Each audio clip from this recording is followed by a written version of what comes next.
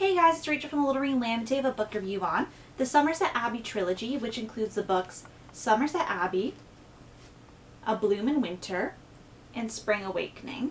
And I read these in July, so it's been quite a little bit since I've read these. And I started reading this trilogy during the booktube-a-thon and I finished it shortly after. I really enjoyed it. I wouldn't say it's my favorite trilogy in the land, but it was quite enjoyable. So basically how this review is going to go is there's going to be no spoilers on these books. If I'm going to say a spoiler or something that I think is going to be more of a spoiler, I'll definitely let you guys know beforehand. So in case you haven't read this, you'll have no worries. So basically, mostly I'll be discussing the first book, but I'm going to be discussing, for example, characterization through all the books. But it's not going to be in a spoiler way. I'm just going to say like if I liked it or not. So, you know, I'm new to doing trilogy reviews because I think I've only done one or two before, so it's always a different formula. And basically, it's going to be going the same as my usual book reviews go. So we're going to do overall plot, what I thought. I'm just going to be ranking the books all together. Characters, I'm going to be ranking it all together. Covers, I'm going to be looking at individually and maybe together. Suspense, suspense and overall, I'm going to be looking through all the books. So basically the Summerset Abbey trilogy, why it really intrigued me was not only did I find it on a good deal, but people were saying if you like Downton Abbey that you'd like these books because they're kind of in that era and they're very Downton-esque. I can definitely see the parallels, and I really love Downton Abbey, so I was really excited about that because I really like reading like more. It's like historical fiction, but it does take liberties, I would say. I'm not 100% sure, but there is quite a few events. So these books take place before the First World War and during the First World War, and they take place in the UK, and that's basically as much as you need to know about the background. This is not a spoiler, but in the first chapter, like the first page, you find out that Sir Philip Buxton has died, and that happened to be the father of Rowena and Victoria. I think her name's pronounced Rowena. It's Rowena. If I'm saying that wrong, because I don't think it's Rowena, so I think it's Rowena. Basically, those are his daughters, and also we have Prudence Tate who comes along with them, who is their kind of somewhat adopted sister. So Rowena is basically the older sister. She takes a lot of responsibility. And Victoria is the younger sister who's a little bit more on the ill side and has to be kind of coddled a bit. And Prudence was their governesses, which is like their teacher. She was her daughter, and they kind of all grew up together, and they kind of grew up together as sisters. And when the father dies, they have to move in with their uncle to Summerset Abbey, which used to be their vacation home. But they moved there with their uncle, and there's a lot of transition because their aunt and uncle don't really accept Prudence as part of their sisterhood. They don't have as much liberty as they did with their father because their uncle believes in a lot of different teachings for bringing up like upstanding young women. So there's a lot of conflict with not only their family but their new lives, and even though they're living a life of luxury to a lot, well, the general masses, even the people that work for them see their decadence and all their indulgences, these girls aren't as happy with their situation because they loved their life before. So it's kind of coming to terms of the future and what their father's death really signifies, not only a death of a person, but a death of a lifestyle itself. And I thought these books were pretty good. I give them a 3 out of 5.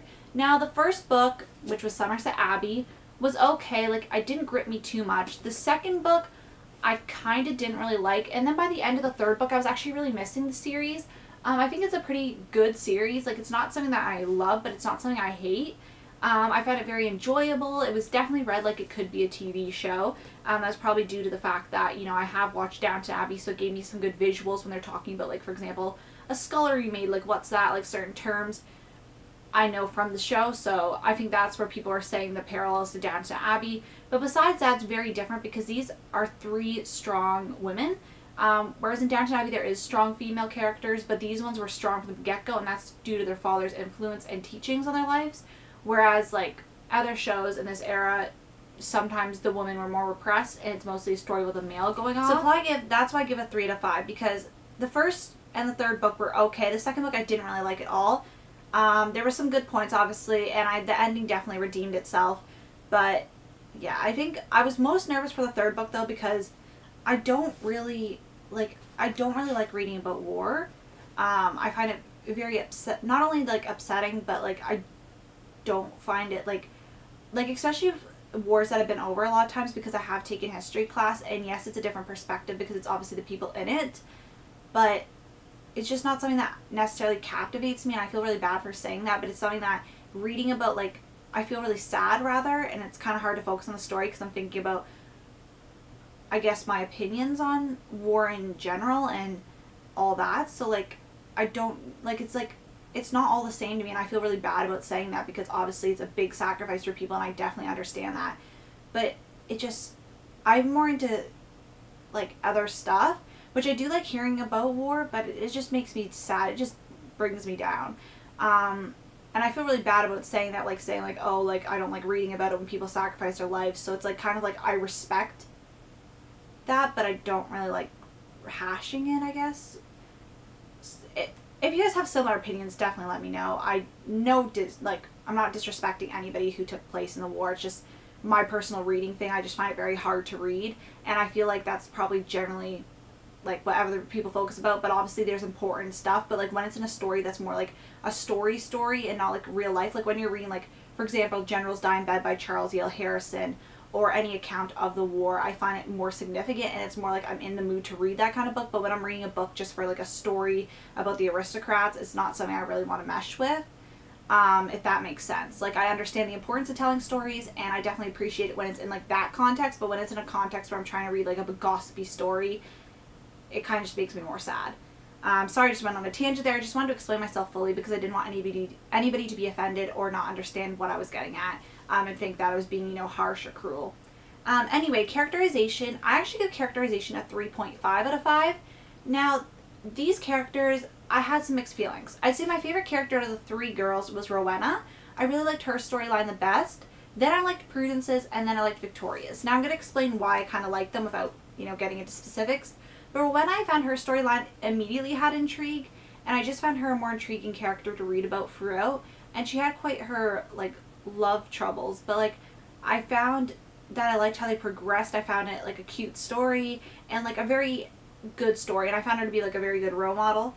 Whereas Victoria I found to be really good, but I found some of her things, like, she was very into the suffrage movement, and she was very anti-marriage, and she was very independent, and I really did enjoy that from her, but, like, I found her to be a bit immature with some of her things, and she kind of played with people's emotions, I found, and I really like certain parts of her storyline I really did enjoy, and I really do enjoy what she represents in total, because that is very important, and I'm not diminishing that at all. I just found her character, like, if her character's a little more mature, and I feel like her character is trying to hold on to certain ideals so much that she wasn't seeing the full picture.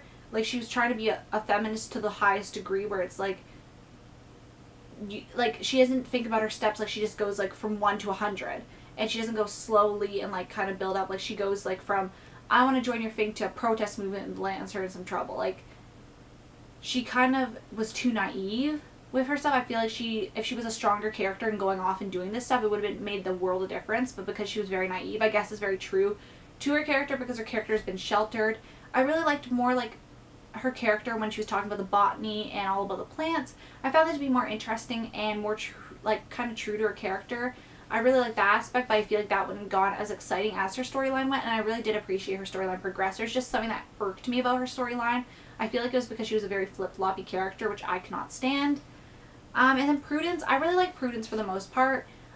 She had a very rough beginning. It was kind of interesting to see how Prudence's life progressed throughout the series, because she went through the most change, I would say, in the book, especially considering her storyline from the beginning to the end.